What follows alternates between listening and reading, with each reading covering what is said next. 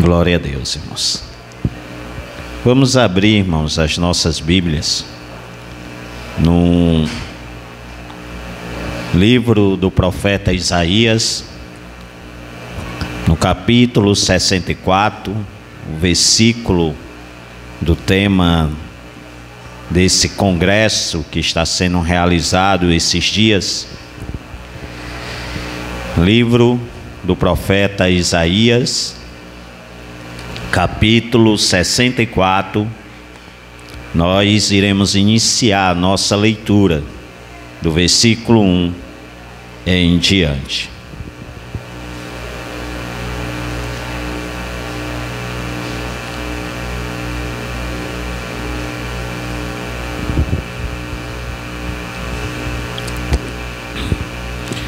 Assim diz, irmão, a gloriosa e santa palavra do nosso Deus.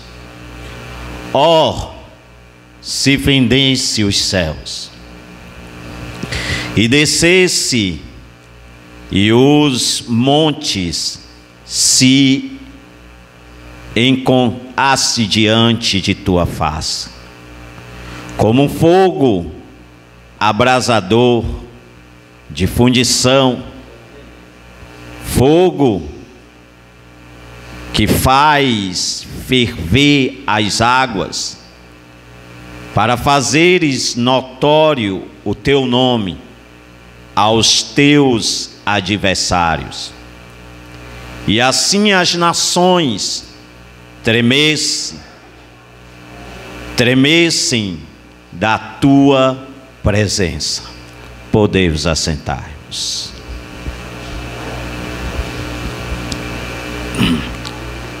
Acredito eu, irmãos, fielmente, que ser um cristão é abraçar as missões,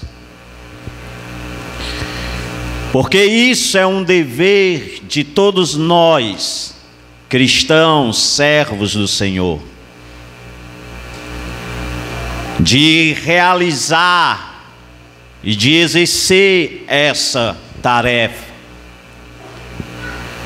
Então é abraçar também a evangelização como um estilo de vida, de ganhar almas para Cristo, de realizar o ID do Senhor e os sinais nos acompanhar para fazermos determinadas obras que o Senhor assim nos ordenou. Mas, no entanto, muitos têm experimentado uma certa frieza espiritual em relação à obra missionária. Não somente missões, mas muitas das vezes até em suas próprias congregações.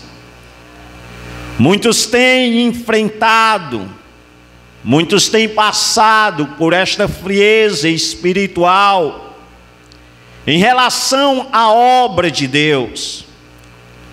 E o interessante é que nós já ouvimos tantas e tantas pregações, e que participamos de tantos e tantos estudos sobre missões, sobre avivamentos e outros assuntos. Mas o que realmente, irmão, nós, como igreja do Senhor, precisamos vivenciar, de ver dos nossos corações arder em chama, é de um avivamento em nossas próprias vidas,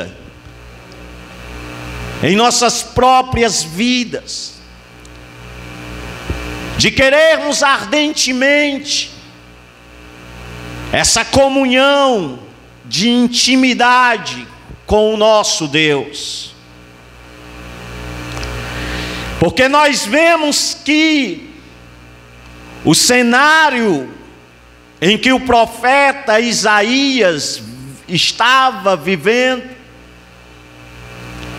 Não é um cenário, irmãos, muito diferente nos nossos dias atuais.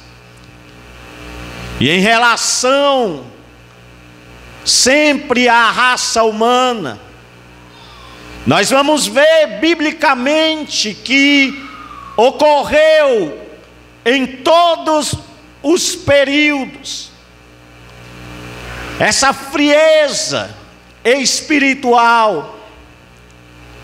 E o cenário que nós vemos ao ler o livro do profeta Isaías é um cenário onde o povo é de dura servir. É um cenário onde a nação de Judá, que deveria cultuar o Deus verdadeiro, estava se esquivando. Porque eles em seus corações estavam mais voltados para as coisas seculares da vida, do que derramar as suas almas diante do Deus Todo-Poderoso. E nós vemos que neste cenário, este profeta, irmãos, ele tem as suas profecias que são bem conhecidas, que fala muito sobre a salvação, a vinda do Messias. Por isso que é um profeta conhecido como um profeta messiânico, porque assim falou das suas profecias futuramente a respeito de uma esperança para a nação de Israel, falando sobre o Messias que viria. Mas muitos não davam credibilidade a Isaías. Por quê? Porque Isaías teve momentos, irmãos, que passou na sua vida, e muitas pessoas achavam que Isaías era uma pessoa louca. E nós vemos Deus, irmão, falando àquela nação, dizendo que no capítulo 1, os próprios animais, como jumentos e bois, eles tinham conhecimento dos seus próprios donos. Mas aquela nação não conhecia o Deus, a qual tinha livrado eles com braço forte de várias situações. E este profeta, por viver ainda na presença de um rei que fazia parte da sua família, o rei Uzias, então Isaías se sentia, irmãos, confortável.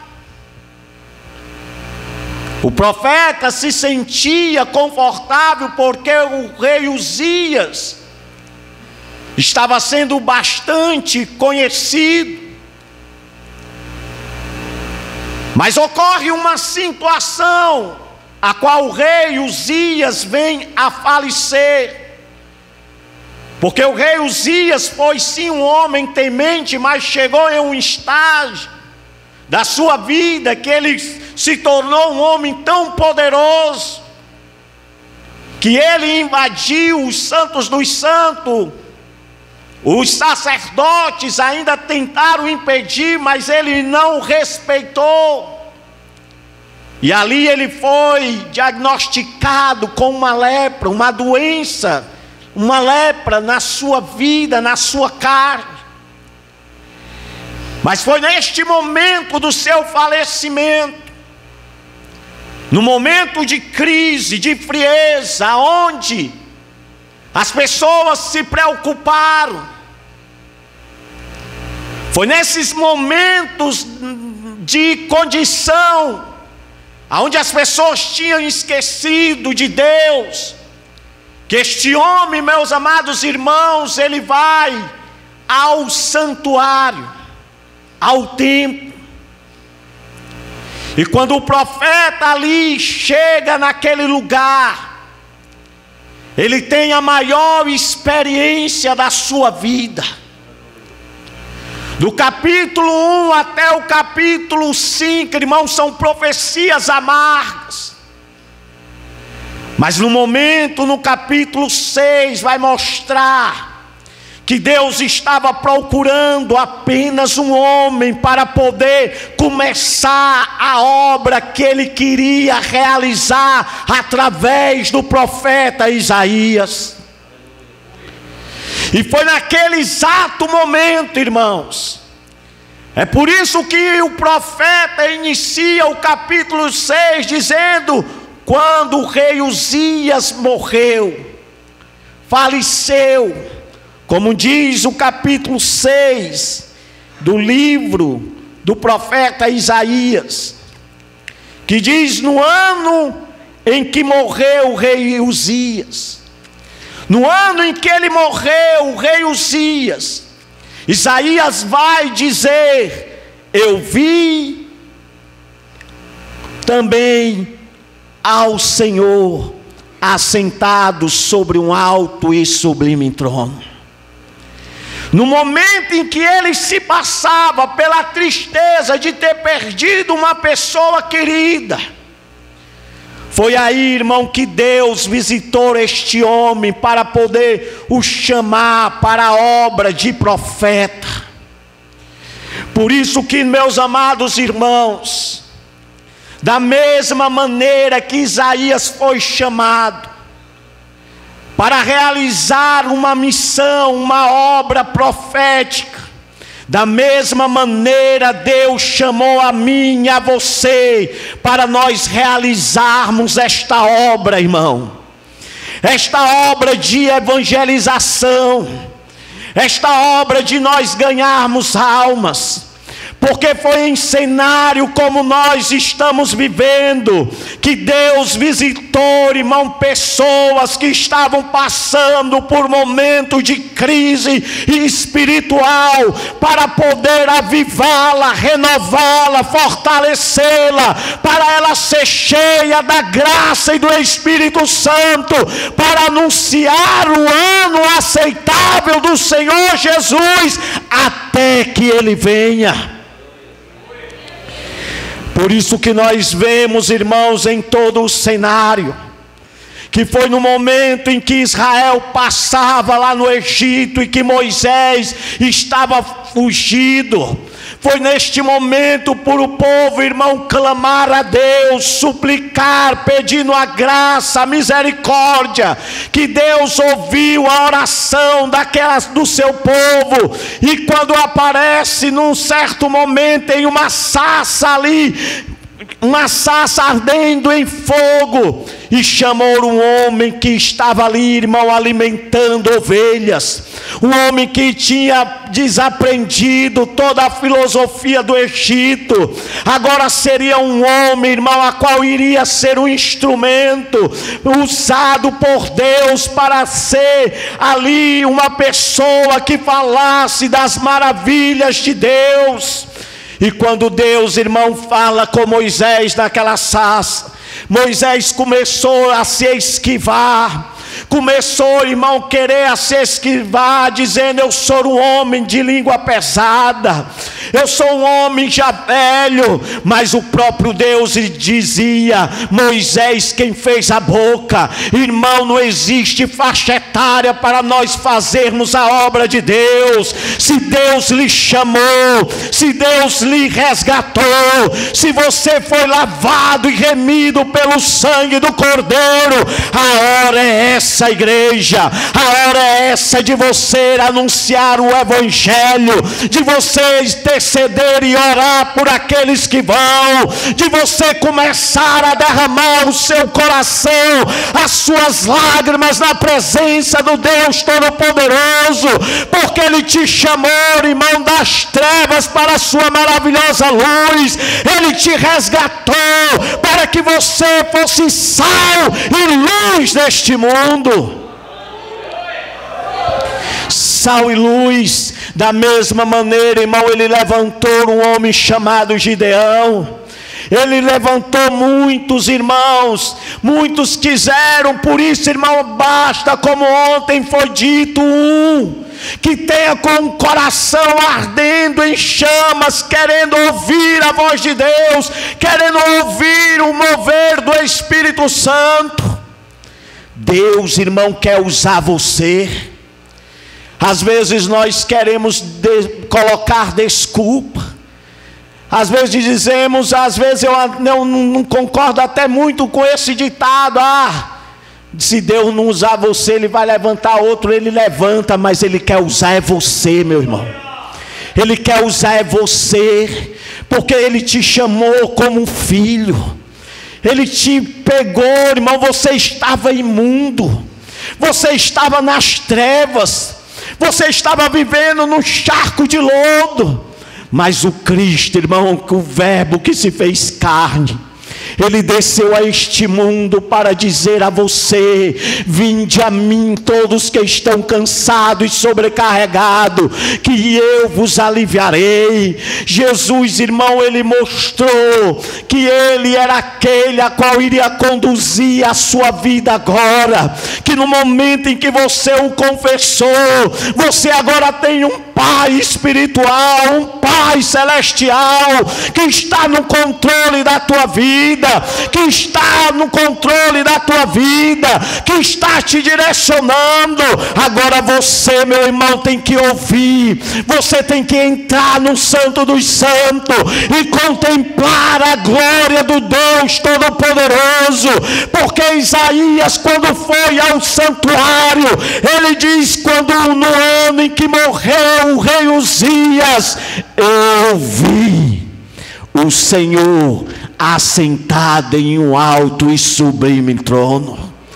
Eu vi, não foi outros que me mostraram, não foi outros que vieram, eu mesmo vi o Senhor assentado em um alto e sublime trono. Você pode contemplar sim, meu irmão, você pode contemplar a glória de Deus. É por isso que Jesus disse: entra no teu quarto, fala com teu pai em secreto, e o teu pai que te vê em secreto, ele há de te recompensar.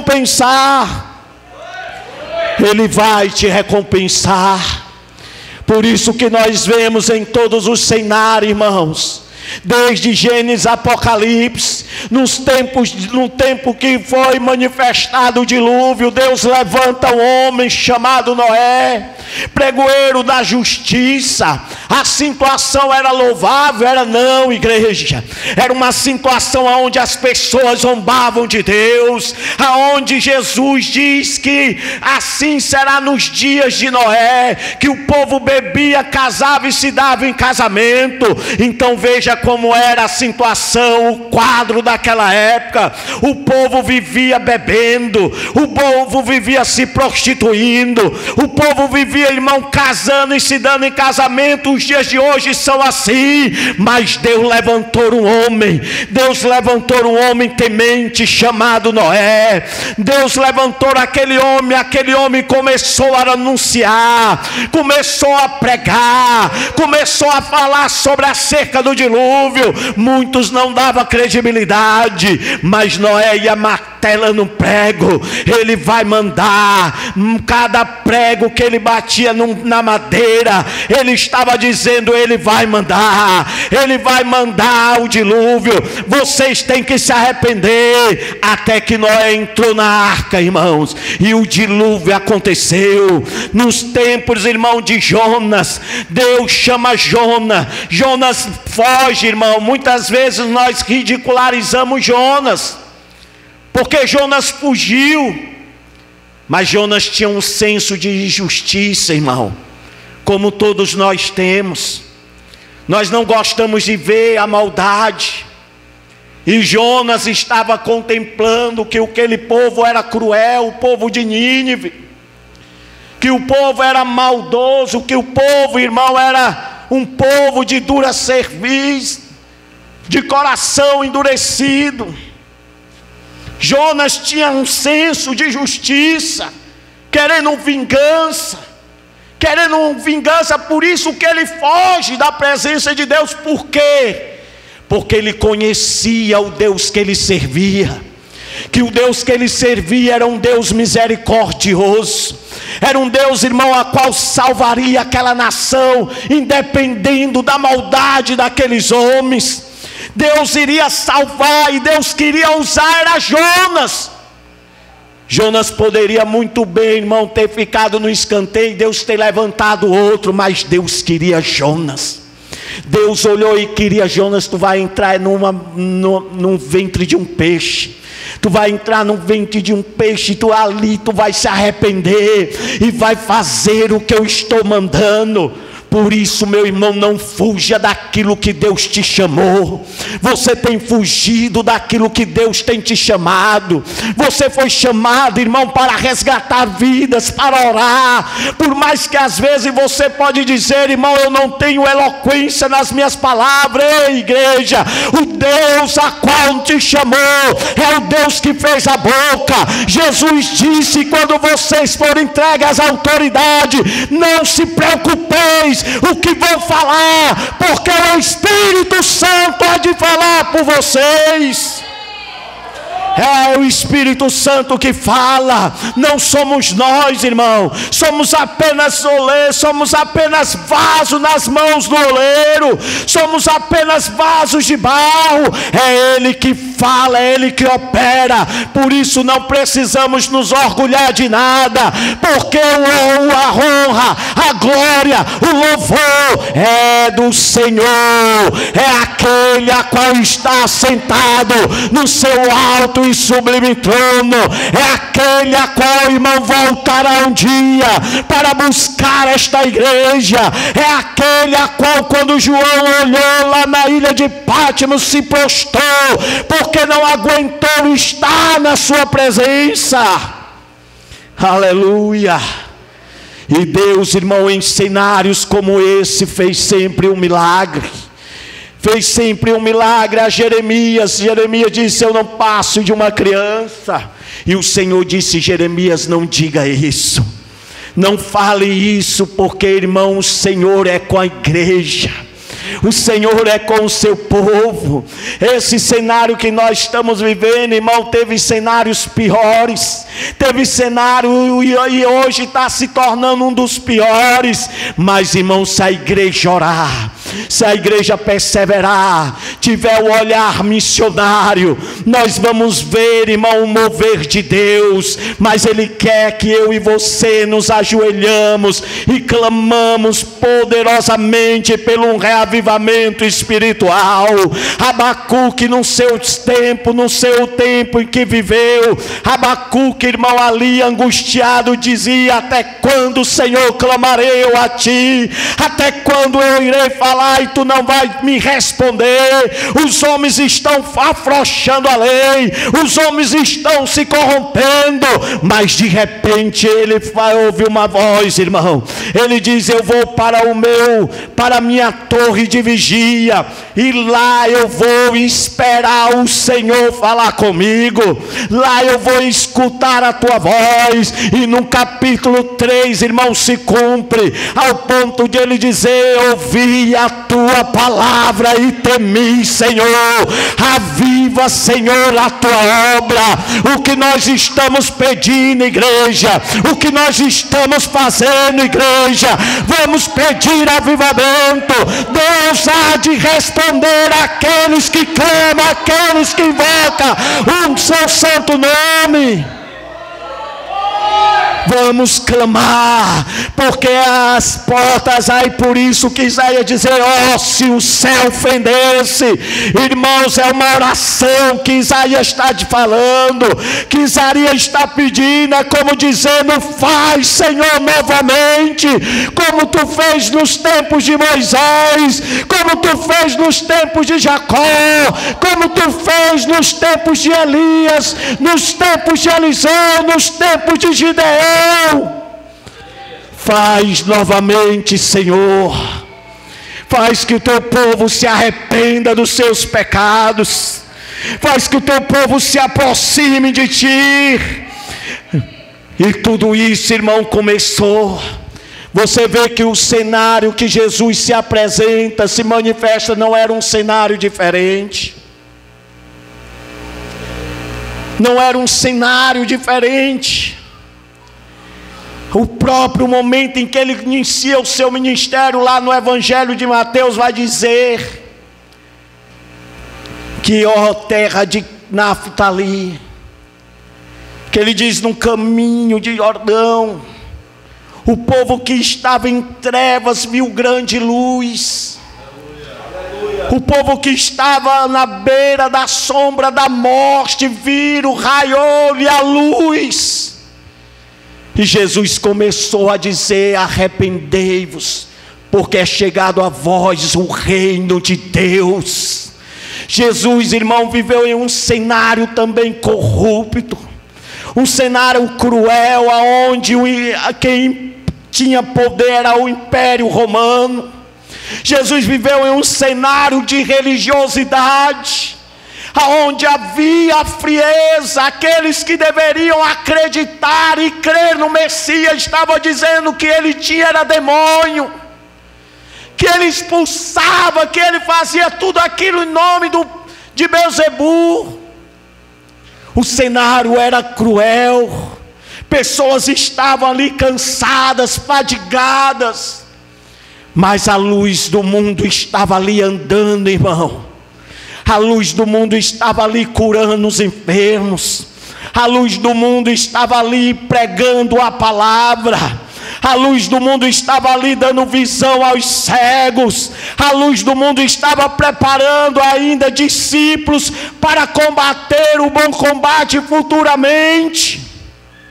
E foi assim que ele fez, mostrando aos seus discípulos que no mundo eles teriam aflições, mas que eles tivessem bom ânimo. Que eles tivessem bom ânimo. Que eles tivessem bom ânimo. No mundo vocês vão ter angústia, no mundo vocês vão ter aflições, mas tende bom ânimo, porque eu venci, disse Jesus. Ele venceu por nós, irmãos. Nós estávamos indo para o precipício, para o inferno. Nós estávamos quase caindo, mas ele foi lá com o seu braço forte e nos sustentou. Porque ele sabia que você, Maria, tinha um propósito nas mãos dele. Ele sabia que você, João, tinha um propósito para ele. Ele sabia, irmão. Por isso que ele chamou todos aqueles. Por isso que a morte dele na cruz não foi em vão. Por isso que por mais que nós não estamos vendo resultados, por mais que nós não estamos vendo, irmão, resultados, mas olha o testemunho do evangelista Jaime, de pessoas que já ouviram tantos anos e que hoje estão se convertendo. Irmão, aquilo é como Paulo diz, aquilo que nós fazemos no nome de Jesus, nada é em vão. O que você faz, meu irmão, nada é em vão. Ande ainda semeando. Você parou por quê? Você parou de profetizar por quê? Você parou de ir e anunciar o evangelho por quê? Por causa de palavras, por causa que a casa está bagunçada.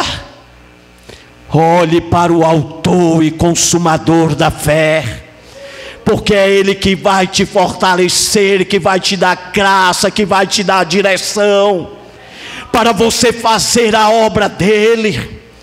Por isso que quando nós temos testemunho, irmão, é porque realizamos aquilo que o Senhor, Ele quer que a gente faça. Eu sempre às vezes conto que uma certa vez, quando eu estava empenhado, era pregador itinerante, que viajava para os campos missionários, e que era com tamanha dificuldade, pegando ônibus, acordando cedo, tendo risco, pregando em praça e fazendo aquilo ou outro. Mas uma certa vez, tão triste, no meu coração veio aquela tristeza. E perguntei a Deus: Deus, o que está acontecendo? Talvez muitos já passaram por isso. Deus, eu anuncio o Evangelho, o que está acontecendo, aonde estão os frutos? E Deus apenas fica em silêncio. Mas de repente uma pessoa bate no seu ombro e diz: eu te escutava lá na praça, eu te escutava lá no hospital. Lembra, irmão, quando você estava evangelizando naquela esquina? Quando você estava orando na sua casa, eu escutava os teus gritos, os teus clamores. Nós vamos ver, irmãos, frutos sim, porque Deus vai permitir para nós vermos o quanto Ele é glorioso, que nós não somos nada, somos apenas pó e cinza, mas Ele precisa de mim, de você, para nós fazermos a sua obra nessa terra.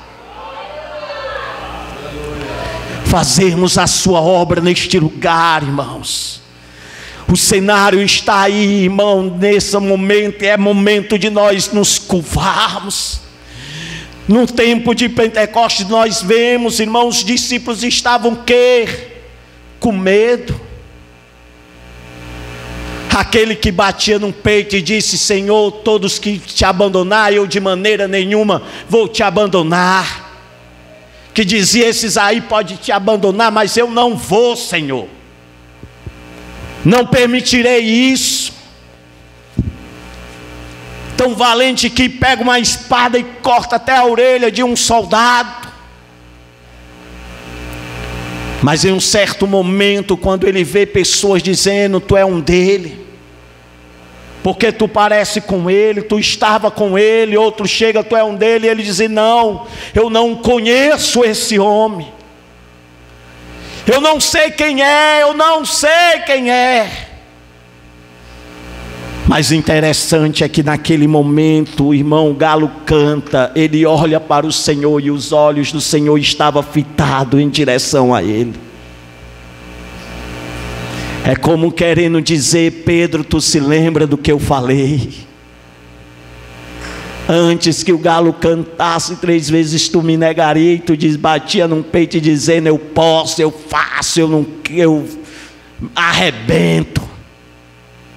Pedro, tu me negou.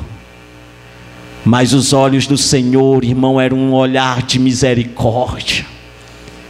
E Pedro olha fitadamente ali, chora amargamente, arrependido, corre, se esconde. Mas era naquele momento, irmão, que o Senhor ia renovar as forças daqueles homens. Era nessa situação de fraqueza espiritual, de desânimo espiritual, que Jesus ia fortalecer a vida dos seus discípulos. Foram as mulheres lá para poder limpar o corpo de Jesus, pegar. Elas chegam, voltam alegre, dizendo: o Senhor ressuscitou, cumpriu-se o que Ele diz. Mas os outros lá olhavam para elas sem alegria nenhuma, irmãos.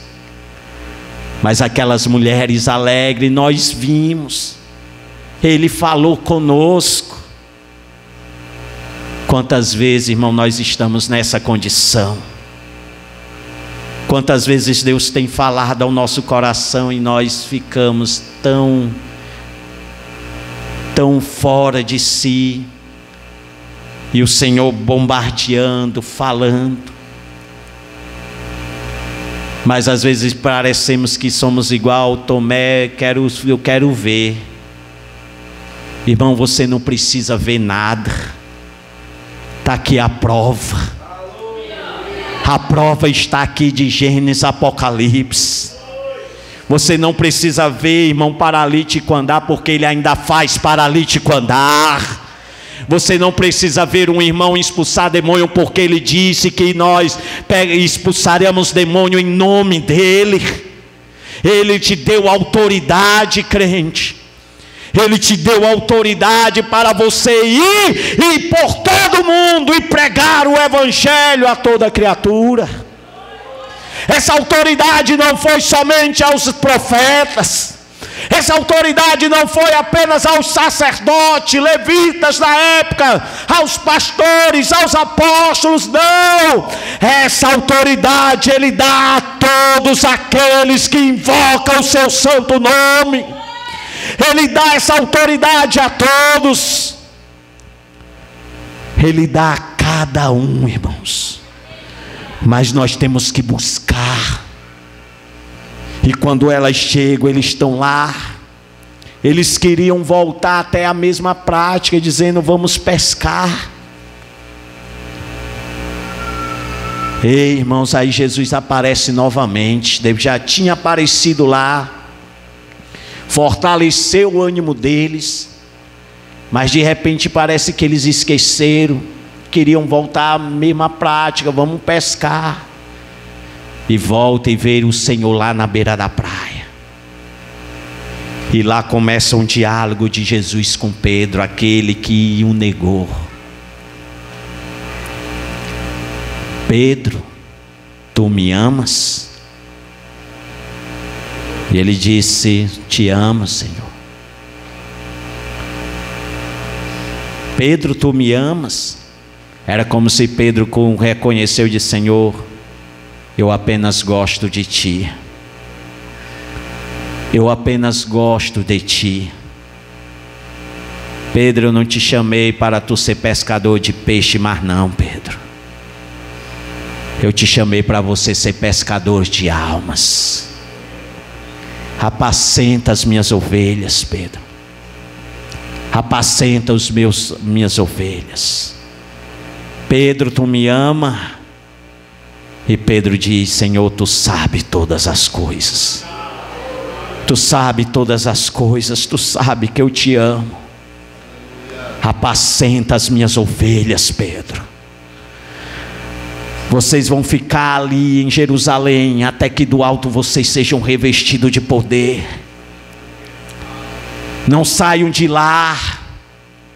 Permaneçam lá perante 10 dias. Deus já tinha, irmão, um propósito, porque sabia que ia haver uma festa e havia vir muita gente, que iria haver muita gente naquele lugar. E disse: fica ali, ficai ali. É como o nosso irmão ontem falou, irmão Daniel, 500 viram, irmãos. Mas às vezes Deus quer ver a nossa perseverança, quer ver como nós perseveramos, se nós vamos desanimar no meio do caminho, se nós vamos desistir de pregar para aquela vida porque está dando tanto trabalho, se nós vamos parar de orar por um filho, ou um filho que está tão rebelde, e as coisas parecem que vão piorando, a situação, o cenário vai piorando, por mais que clamamos, por mais que anunciamos. Mas Deus, irmão, manda nós entrarmos na nossa torre de vigia, porque é lá que Ele vai falar conosco, ao ponto de nós gritarmos: aviva, Senhor, a tua obra no decorrer dos séculos. Aviva a tua obra. O cenário era difícil, irmão, mas os apóstolos estavam ali orando: Senhor, já alguns partiram, mas estamos aqui aguardando, esperando a promessa. Agora eram homens que não estavam duvidando, eram homens que estavam crendo, eram homens que estavam acreditando. Mas quando o capítulo 2 vai dizer: de repente veio um vento inverniente impetuoso, encheu todo aquele cenáculo, irmão, e todos foram batizados, cheios do Espírito Santo. Aquele homem que estava com medo, amedrontado, cabisbaixo, quando ele viu os homens zombar, irmão, ele se levanta como um leão, um guerreiro, dizendo que não estava embriagado, mas era o cumprimento da profecia que Joel tinha falado, era o cumprimento. Por isso que eles todos estavam cheios, repletos repletos repletos do poder, da unção, da graça do Espírito Santo. E ali, irmão, 3.000 almas se converteram. Nós vemos cenário como no século XVI, aonde, irmão, o cenário também não era um dos melhores.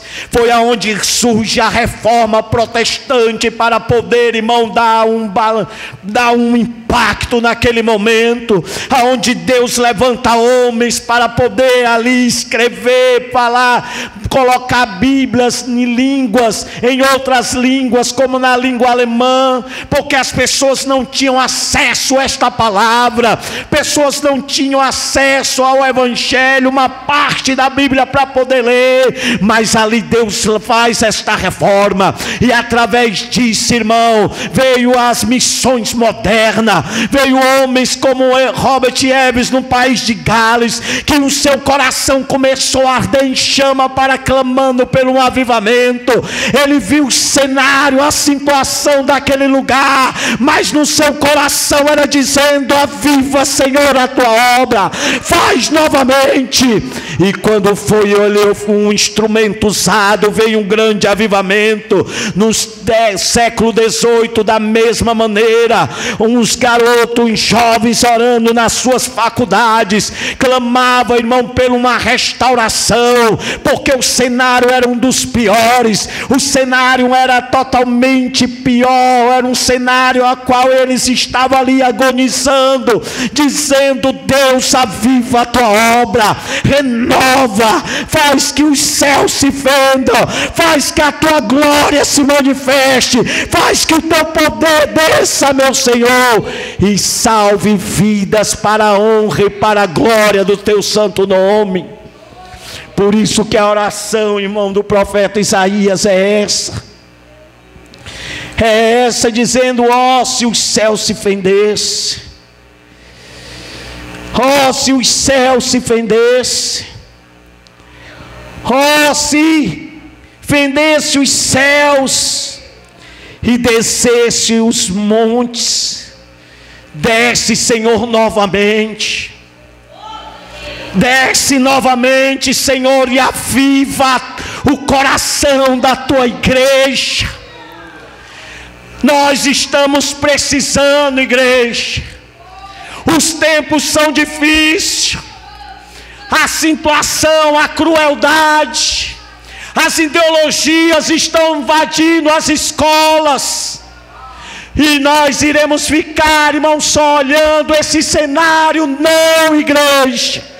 É hora de prostarmos, jejuarmos e clamarmos: Senhor, faz novamente, aviva a tua obra, aviva a tua igreja, renova, desce, faz os montes tremer, faz os montes tremer, fumegar da tua presença. Vamos clamar como o salmista diz: assim como a corça anseia pelas águas, assim a minha alma vem a ter sede de ti, do Deus vivo. Fazer como os missionários, irmãos, que desejaram no coração, como Hudson Telho, como Carlos Estúdio, um jogador de criquete, um homem cheio de grana, mas abandonou a sua riqueza para poder anunciar a palavra e morar em cantos, irmão, porque o coração ardeu pelas vidas. Fazer como William Carey, irmão, que disse: os homens não queriam mandar, mas ele falou: eu vou, porque ele tinha um desejo de ganhar almas. Será que o nosso coração não arde, irmão, em ganhar almas para o reino de Deus? Será que nós não estamos, irmãos, ardendo os nossos corações de querer ver um avivamento em nossos dias? Como está o teu coração diante de Deus, meu irmão? Como está a tua vida diante de Deus? Como está o teu coração? Vamos fazer lá como Moisés: Senhor, se a tua presença não for conosco, não nos faça nem sairmos daqui. Porque o nosso coração tem muito que arder, irmãos. As almas estão clamando. Eu sei, às vezes queremos botar desculpa: o coração duro, irmão. Mas o Senhor disse: eu vos dou autoridade. A autoridade não é, irmão, de um prefeito, não é do presidente. A nossa autoridade é a daquele que está no alto e sublime trono. Isaías ainda vai dizer que os serafins que estavam ali diziam: Kadosh, Kadosh, Kadosh, Santo, Santo, Santo és o Senhor dos exércitos. Todo o céu e toda a terra está cheia da tua glória. Vamos clamar, igreja.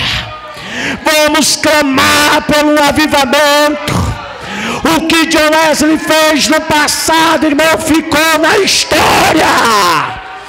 Mas Deus quer fazer agora. Deus quer agora. Deus quer fazer agora. Deus quer usar você agora. Não é daqui a um ano não, irmão, porque talvez você não esteja mais nem aqui. Deus quer usar você agora. Deus quer usar você agora. Pare de ficar inventando desculpa. Pare de ficar colocando pretexto. Pare de ficar acusando um ou outro. E olhe para Cristo. Vamos junto, irmão. Porque caminhando junto o mar vai se abrir. E a glória de Deus vai descer. Aleluia. Vai descer. Deus está querendo você, meu irmão. Deus está à procura de você. Elias tentou fugir: só eu, Senhor, sobre ele, Pai, eu separei. Mas Deus não desistiu de Elias. Deus foi atrás de Elias porque ainda queria usar Elias, irmão. Deus quer ainda lhe usar poderosamente. Deus quer lhe usar ainda poderosamente. Se fendesse os céus e descesse os montes, se encontrasse diante de tua face como um fogo abrasador de fundição, fogo que faz ferver as águas, para fizeres notório o teu nome nos teus adversários. Deus, irmão, é aquele que ainda fumega. Na ilha de Patmos, João estava lá. Talvez eu não sei qual era a situação de João, mas Deus ainda tinha promessa para João. João, escreve o que tu vai ver agora. Mas o mais louvável, irmão, é quando o livro de Apocalipse vai falar a respeito, quando ele vê o Senhor. O Senhor aparece e diz: João, escreve isso aí. Escreve isso aí, João. Escreve. João se prostrou, irmão, diante, porque, irmão, ninguém consegue, é como Isaías. Quando Isaías contempla, ele se treme todinho, ele começa a dizer: ai de mim, que sou um pecador e habito no meio de um povo de impuros lábios. Eu vi o Senhor. E ali, irmão, Deus pega ali, o anjo pega uma brasa com Satanás e toca ali na língua de Isaías. dizendo: os teus pecados são perdoados. Mas vai, Isaías, nele nem manda dizer ele vai, o Senhor ainda diz assim: quem enviaremos? O Senhor começa uma conversa: quem enviaremos? Quem arde por nós? Aquele homem, irmão, por ser despertado, ele diz: eis-me aqui, Senhor. É ele dizendo: eu estou pronto a enfrentar as feras, eu estou pronto a morrer por amor a Ti, eu estou pronto a tudo, Senhor, eis-me aqui, envia-me a mim. E João e Deus diz: então vai, Isaías. Aleluia. Então vai. Vamos ficar de pé, igreja.